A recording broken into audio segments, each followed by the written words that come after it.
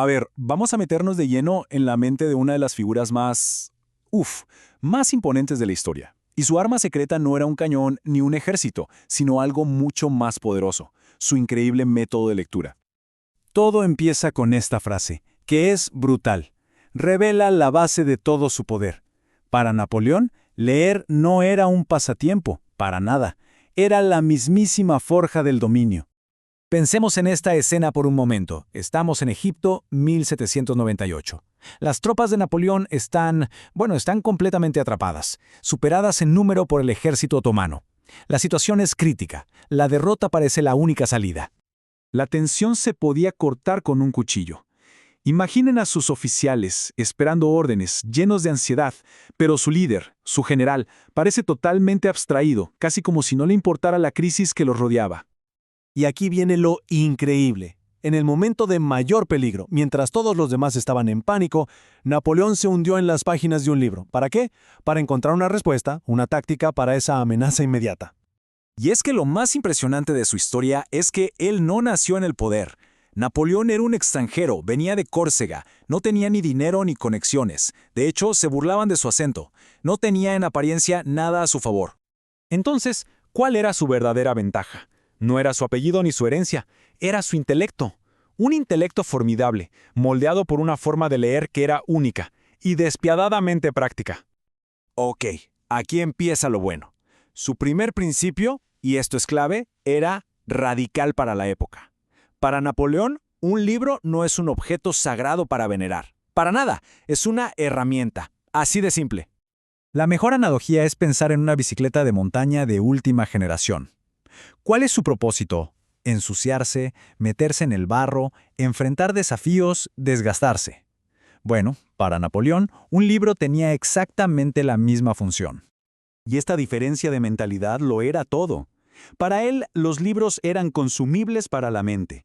No tenía ningún problema en doblar páginas, escribir con furia en los márgenes o incluso arrancar hojas si le parecían útiles para algo.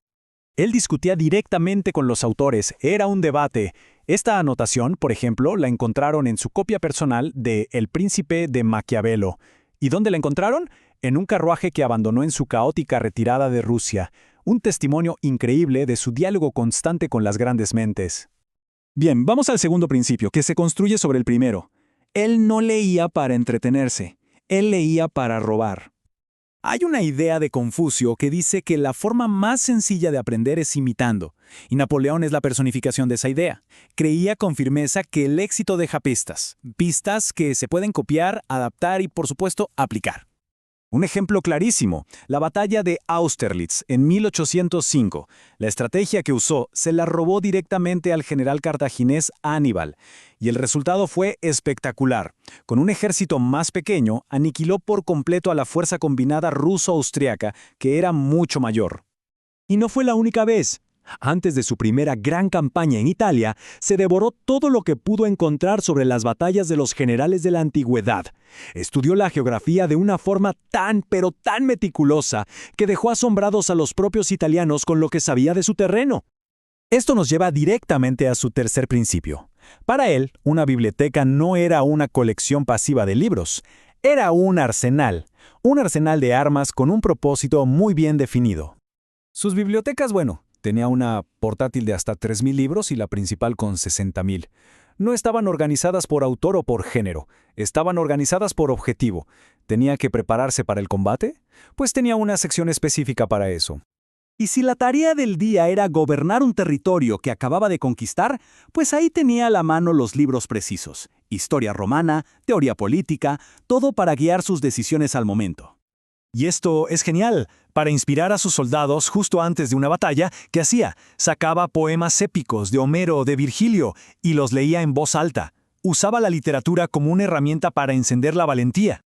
Entonces, ¿por qué es importante todo esto hoy? Porque estos principios históricos se pueden traducir en un método de 5 pasos superpotente, aplicable a cualquier campo. Este marco convierte la lectura pasiva en una campaña activa.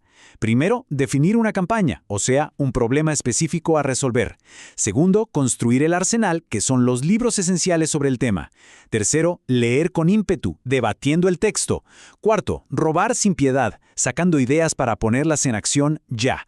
Y quinto, y muy importante, crear un ritual de soledad para lograr una concentración máxima. No se trata de leer más, sino de leer con un propósito casi militar.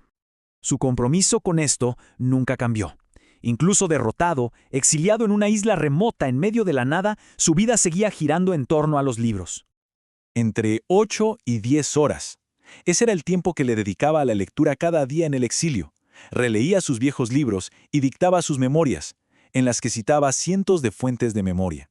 Una demostración del poder de una vida dedicada al aprendizaje. Y fíjense en esto, su único arrepentimiento, después de haberlo conquistado casi todo, fue no haber dedicado todavía más tiempo de su vida a esta práctica tan poderosa. Así que la pregunta final es inevitable.